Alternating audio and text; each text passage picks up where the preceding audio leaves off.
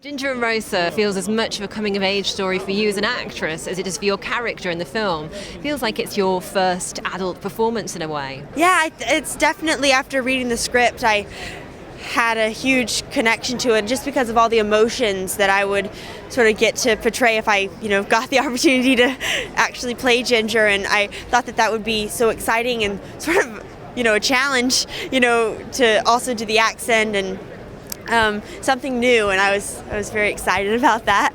Tell me about the accent as well, Elle, because obviously you do a British accent in this, and you're not British, as we can tell. Yeah. And also Dakota, your sister's done an English accent recently, hasn't she? So what was it like doing the accent, and did you give each other any tips? Oh, well, the accent I worked, I remember I was so nervous because I had to, I auditioned in front of Sally, and she's from London, and I'd never done an accent before, so I was so nervous, but I worked with a dialect coach, and from that we tried to perfect it so I wouldn't be, when we started filming, that was just already there, so I wouldn't be thinking about that, because the audience can definitely tell that you're, thinking about that one word if you...